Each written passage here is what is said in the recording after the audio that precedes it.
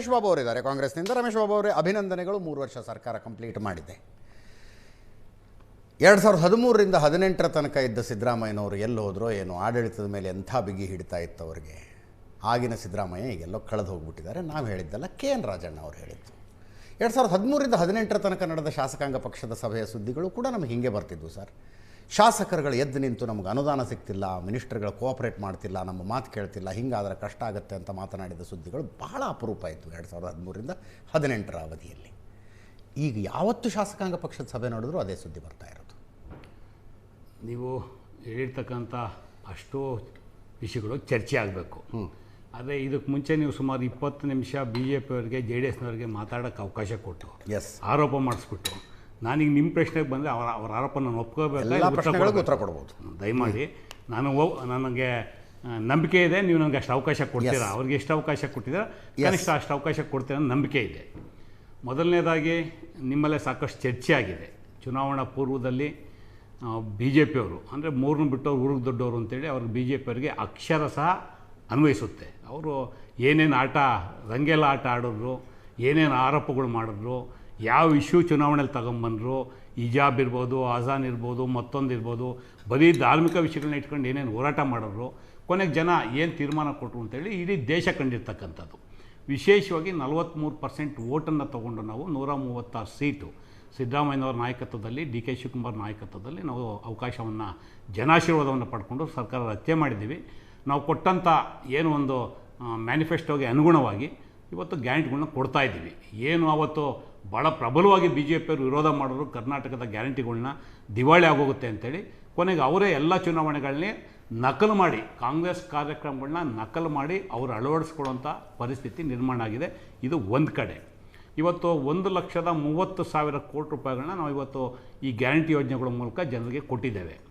ವಿಶೇಷವಾಗಿ ಪಾಪ ಇವರು ಮಾತೆತ್ತಾರೆ, JDSನವರು BJP ಅವರು 2 ತಿಂಗ್ಳಿಗೆ ಕೊಟ್ಟಿಲ್ಲ, 3 ತಿಂಗ್ಳಿಗೆ ಕೊಟ್ಟಿಲ್ಲ. ಅದೇ 2 ತಿಂಗ್ಳಿಗೆ ಕೊಟ್ಟಿಲ್ಲೋ 3 ತಿಂಗ್ಳಿಗೆ ಕೊಟ್ಟಿಲ್ಲೋ ನಾವು ಕೊಡ್ತಾ ಇದ್ದೀವಿ. ಸರ್ಕಾರ ಬಂದಾಗ ಇವ್ರು ಹೇಳಿದಂಥದ್ದು ಯಾವ ಕಾರಣದಿಂದಲೂ ಗ್ಯಾರಂಟಿ ಇಂಪ್ಲಿಮೆಂಟ್ ಮಾಡಲ್ಲ, ಇವರು ಮಾಡೋಕ್ಕೆ ಇವ್ರ ಕೈಯಲ್ಲಿ ಆಗಲ್ಲ, ಮಾಡಿದ್ರೆ ನಾವು ರಾಜಕಾರಣ ಬಿಟ್ಬಿಡ್ತೀವಿ. ಇದು ಇವ್ರು ಹೇಳಿದಂಥ ಹೇಳಿಕೆಗಳು. ಇವತ್ತು ಪಾಪ ಅದನ್ನು ಬಿಟ್ಬಿಟ್ಟು 2 ತಿಂಗ್ಳದ್ದು ಕೊಟ್ಟಿಲ್ಲ, 3 ತಿಂಗ್ಳದ್ದು ಕೊಟ್ಟಿಲ್ಲ, 2 ದಿವಸದ ಕೊಟ್ಟಿಲ್ಲ, ನನ್ನ ಹೆಂಡ್ತಿಗೆ ಬಂದಿಲ್ಲ, ನಮ್ಮ ಅಕ್ಕನಿಗೆ ಬಂದಿಲ್ಲ, ನಮ್ಮ ತಾಯಿಗೆ ಬಂದಿಲ್ಲ. ಇದು BJP ಅವ್ರದ್ದು JDS ಅವ್ರದ್ದು ವರ್ಷೆ. ಅದಿರಲಿ ಒಂದು ಕಡೆ. ನನಗೆ ಭಾಳ ವಿಶೇಷವಾಗಿ ಅನ್ಸಂಥದ್ದು, ಕರ್ನಾಟಕದಲ್ಲಿ ನೀವು ಸ್ವತಂತ್ರ ಬಂದ ಸಂದರ್ಭದಿಂದ 2 ತಿಂಗಳು ಯಾಕೆ ಬಂತು ಅಂತ ಕೇಳಬಾರ್ದಂತಲ್ಲ, ಬಂದಿಲ್ಲ ಅಂತ ಕಾರ್ಯಕ್ರಮನೇ ವಿರೋಧ ಮಾಡೋದು ಮೂಲಭೂತವಾಗಿ. ಕಾರ್ಯಕ್ರಮ ಒತ್ತಿ ಹೇಳಿದ್ವಿ, ಕಾಡಿಸ್ತೀವಿ ಅವ್ರನ್ನ. ಮಾಡಕ್ಕಾಗಲ್ಲ ಅಂತ ಎಲ್ಲ ರಾಜ್ಯದಲ್ಲೂ ನೀವು ಕೊಡ್ತಾ ಇದ್ದೀರಲ್ರಿ, ಅದು ಕಾಡಿಸ್ತೀವಿ ನಾವು. ಈಗ ಪ್ರಶಾಂತ್ ಅವರೇ ಮಹಾರಾಷ್ಟ್ರದ ವಿಚಾರ ಹೇಳಿ, ಹೌದು,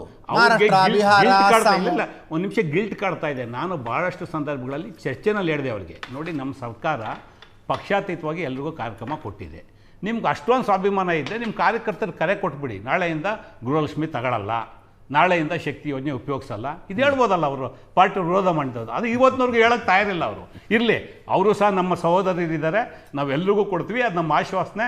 ಸಿದ್ದರಾಮಯ್ಯರು DK ಅವರು ಅದನ್ನೇ ಹೇಳಿದ್ದು, ನಾವು ಪಾಲನೆ ಮಾಡ್ತಾಯಿದ್ದೀವಿ.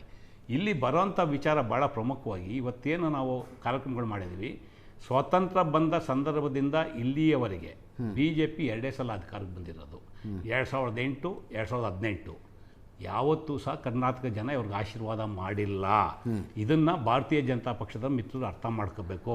ನೀವು ಆಪರೇಷನ್ ಕಮಲ ಮಾಡೇ ಬಂದಿದ್ದು. ಪಾಪ ಇವತ್ತು DK ಶಿವಕುಮಾರ್ದು ಸಿದ್ದರಾಮಯ್ಯ ವಿಚಾರ ಭಾಳಷ್ಟು ದೊಡ್ಡದಾಗಿ ಗಟ್ಟಿಯಾಗಿ ಮಾತಾಡ್ತಾರೆ.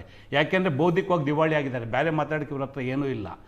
ಇವರು 3 ಮುಖ್ಯಮಂತ್ರಿಗಳು ಕೊಟ್ಟರು. ಯಾಕೆ ಯಡಿಯೂರಪ್ಪ ರಾಜೀನಾಮೆ ಕೊಟ್ಟಿದ್ದು 2008ರಲ್ಲಿ? ಏನಕ್ಕೆ ಇವರು ಜಗದೀಶ್ ಶೆಟ್ಟರ್ ಬಂದರು? ಏನಕ್ಕೆ ಸದಾನಗೌಡರು ಮುಖ್ಯಮಂತ್ರಿ ಆದರು? ಹೇಳ್ಬೇಕಲ್ಲ ಇವ್ರ ಹತ್ರ ಜನಕ್ಕೆ. ಜನ ಮರ್ತಿಲ್ಲ, ಜನಕ್ಕೆ ಗೊತ್ತಿದೆ, ಬಟ್ ಇವ್ರಿಗೆ ಗೊತ್ತಾಗಲಿ ಅಂತ ನಾನು ಹೇಳ್ತಾ ಇದ್ದೀನಿ. ಇದು ಒಂದು ಕಡೆ. ಇನ್ನು JDS ನೋಡ್ದು ಇಡೀ ಕರ್ನಾಟಕದಲ್ಲಿ ಯುನೈಟೆಡ್ ಜನತಾದಳ, ಅನ್ಡಿವೈಡೆಡ್ ಜನತಾದಳ ಏನು ಆವತ್ತು ಅನ್ಡಿವೈಡೆಡ್ ಜನತಾದಳ ಹೆಗ್ಡೆಯವರ ನಾಯಕತ್ವ, ಪಟೇಲ್ ನಾಯಕತ್ವದಲ್ಲಿತ್ತು, ಇನ್ಕ್ಲೂಡಿಂಗ್ SR ಬೊಮ್ಮಾಯಿ, ಆ ಜನತಾದಳ ಎಲ್ಲಿ ಸ್ವಯಂ ಶಕ್ತಿಯಿಂದ ಅಧಿಕಾರ ಮಾಡಿದರೆ ಬಿಟ್ಟರೆ ಇನ್ನು ಉಳಿದಂತೆ ಇರೋದೆಲ್ಲ ಚಿತ್ರಾನ್ನ. ಅದು ನಾನು ಮಾತಾಡಕ್ಕೆ ಹೋಗಲ್ಲ, ಜನ ತೀರ್ಮಾನ ಮಾಡಿದ್ದಾರೆ ಸರ್. ಅವರು ಮಾಡಿದ್ದಕ್ಕೆ ಮಾತಾಡಕ್ಕೆ ಹೋಗಲ್ಲ ಜನ ತೀರ್ಮಾನ ಕೊಟ್ಟಾಗಿದೆ ಸರ್. ಅಲ್ಲ, ಅವ್ರು ಮಾಡಿದ ಜನ ತೀರ್ಮಾನ. ಮಹೇಶ್ ಅಶ್ವಿನ್ ಪ್ಲೀಸ್ ಒಂದ್ ನಿಮಿಷ. ರಮೇಶ್ ಬಾಬು ಅವರೇ, ಅವ್ರು ಮಾಡಿದ್ದಕ್ಕೆ ಜನ ತೀರ್ಪು ಕೊಟ್ಟಿದ್ದಾರೆ. ನೀವು ಬಂದು 3 ವರ್ಷ ಆಗಿದೆ, ಏನ್ ಮಾಡಿದ್ದೀರಿ? 3 ವರ್ಷಕ್ಕೆ ಬರ್ತೀನಿ, 3 ವರ್ಷಕ್ಕೆ ಬರ್ತೀನಿ. ಒಂದ್ ನಿಮಿಷ ನೋಡಿ, ನಿಮ್ ಪಾರ್ಟಿ ಅಲ್ಲ, ನಾನು ದುಡ್ದಿದ್ದೀನಿ, ನಿಮ್ಮಿಂದ ಇದು ಕೊಟ್ಟಿಲ್ಲ. ನಾವು ಪಕ್ಷಕ್ಕೆ ದುಡಿದೀವಿ, ಅವೆಲ್ಲ ಚರ್ಚೆ ಮಾಡಬೇಡಿ. ಗೊತ್ತಿದೆ, ನಮ್ಮ ತಪ್ಪಿಸ್ತವ್ರು ನೀವೇ, ಅದು ಗೊತ್ತಿದೆ. ಚರ್ಚೆ ಮಾಡ್ಕೊಂಡ್ ಬಿಡಿ. ಈಗ ವಿಷಯ ಅಂತ ಮಾಡೋದು ಬೇಡ, ವಿಷಯ ಅಂತ ಮಾಡೋದು ಬೇಡ, ವಿಷಯ ಅಂತ ಮಾಡೋದು ಬೇಡ, ವಿಷಯ ಅಂತ ಮಾಡೋದು ಬೇಡ, ದಯವಿಟ್ಟು ವಿಷಯ ಅಂತ ಮಾಡೋದು ಬೇಡ, ವಿಷಯ ಅಂತ ಆಮೇಲೆ ಮಾತಾಡ್ರಿ. ಸರ್, ನನಗೆ ಗೊತ್ತಿದೆ.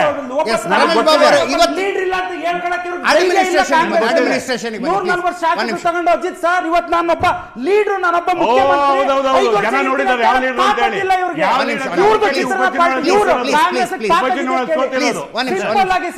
ಇವತ್ತು ಎದೆ ತಟ್ಟಿ ಇವರು ನಾನು ಇನ್ನೂ 2 ವರ್ಷ ಉತ್ತರ ಕೊಡಕ್ಕೆ ಟೈಮ್ ಕೊಡ್ತೀನಿ ನಿಮಗೆ. ಉತ್ತರ ಕೊಡಕ್ಕೆ ಟೈಮ್ ಕೊಡ್ತೀನಿ. Ramesh Babu yes sir. ಜನ ಅವ್ರಿಗೆ 19 ಕೊಟ್ಟರು, ಅವ್ರಿಗೆ 66 ಕೊಟ್ಟಿದ್ದಾರೆ. ಅವ್ರ ಅಡ್ಮಿನಿಸ್ಟ್ರೇಷನ್ ಪ್ರಾಬ್ಲಮ್ಮು ಅದಾಯ್ತು ಇದಾಯ್ತು. ನಿಮಗೆ 336 ಕೊಟ್ಟರು.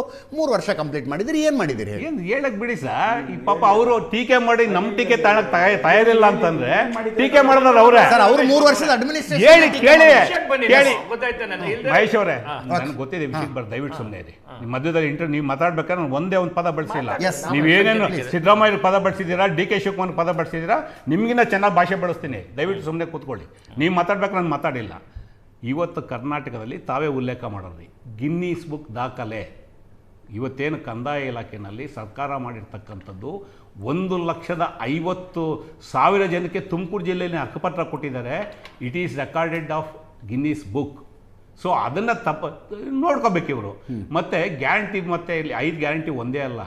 ಇವತ್ತು 1,09,000 ಕೋಟಿ ರೈತರಿಗೆ ಬೇರೆ ಬೇರೆ ಸಬ್ಸಿಡಿಗಳ ಮೂಲಕ ಸಿದ್ದರಾಮಯ್ಯ ಸರ್ಕಾರ ಕೊಡ್ತಾ ಇರ್ತಕ್ಕಂಥದ್ದು ಮಾಹಿತಿ ತೊಗೋಬೇಕು ಇವರು. ಸದನದಲ್ಲಿ ಇರ್ತಾರೆ.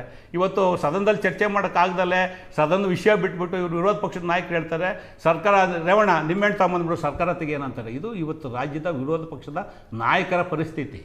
ಸದನದಲ್ಲಿ ಸರ್ಕಾರದ ವೈಫಲ್ಯ ಏನು, ಸರ್ಕಾರ ತಪ್ಪು ಮಾಡಿದರೆ ಅದನ್ನು ಚರ್ಚೆ ಮಾಡೋಂಥ ಶಕ್ತಿ ಇಲ್ಲದಲೆ ಈ ಥರದ ಗಿಮಿಕ್ ಸ್ಟೇಟ್ಮೆಂಟ್ ಕೊಟ್ಕೊಂಡು ಓಡಾಡೋಂಥ ವಿರೋಧ ಪಕ್ಷದ ನಾಯಕನ ವಿಧಾನಸಭೆ ಮತ್ತು ವಿಧಾನ ಪರಿಷತ್ತಲ್ಲಿ ಇಟ್ಕೊಂಡು ಇವತ್ತು ನಾವು ಏನೇನು ಕಾರ್ಯಕ್ರಮ ಕೊಟ್ಟಿದ್ದೀವಿ ಅಂತೇಳಿ ನೋಡಿ ಪಟ್ಟಿದೆ. ನಾನು ಒಂದು ಮಾಧ್ಯಮದಲ್ಲಿ ಇನ್ನೊಂದು ಮಾಧ್ಯಮದ ಹೇಳ್ಬಾರ್ದು. ಇವತ್ತು ಬಂದಿರತಕ್ಕಂಥ ಮಾಧ್ಯಮಗಳಲ್ಲಿ ಎಷ್ಟು ಪಟ್ಟಿಗಳು ಪುಟ್ಟಗಟ್ಟಲೆ ಏನೇನು ಕಾರ್ಯಕ್ರಮ ಕೊಟ್ಟಿದ್ದು ಹೇಳಿ ನಾನು ಹೇಳ್ತೀನಿ. ಎಲ್ಲ ಪ್ರತಿಯೊಂದು ನೀವು ಕೃಷಿ ಇಲಾಖೆ ಕೊಡಬೇಕಾ, ನೀವು ರೆವಿನ್ಯೂ ಡಿಪಾರ್ಟ್ಮೆಂಟ್ ಕೊಡಬೇಕಾ, ಪಿ ಡಿ ಡಿಪಾರ್ಟ್ಮೆಂಟ್ ಕೊಡಬೇಕಾ, ಸೋಷಿಯಲ್ ವೆಲ್ಫೇರ್ ಡಿಪಾರ್ಟ್ಮೆಂಟ್ ಕೊಡಬೇಕಾ, ಸಾಂಖ್ಯಿಕ ಇಲಾಖೆ ಕೊಡಬೇಕಾ, ಆರೋಗ್ಯ ರೇಷ್ಮೆ ನಾವು ಎಷ್ಟು ಬರ್ತೀನಿ. ರಮೇಶ್ ಬಾಬು ಅವರೇ, ಸಿದ್ದರಾಮಯ್ಯನವರ ಮೊದಲ ಟರ್ಮ್ನಲ್ಲಿ ಸಿದ್ದರಾಮಯ್ಯನವರ ಮೊದಲ ಟರ್ಮ್ನಲ್ಲಿ 2ನೇ ಟರ್ಮ್ನಲ್ಲಿ ಹೆಂಗೆ ವಾಲ್ಮೀಕಿ ಹಗರಣದ ಚರ್ಚೆ ಆಯ್ತಲ್ಲ ಹಂಗೆ ಚರ್ಚೆ ಮಾಡೋದಕ್ಕೆ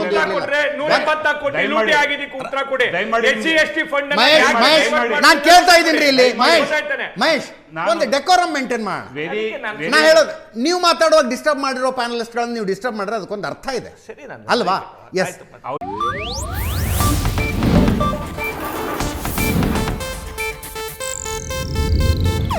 ಇದು ಏಷ್ಯಾನೆಟ್ ನ್ಯೂಸ್ ನೆಟ್ವರ್ಕ್ ಪ್ರಸ್ತುತಿ.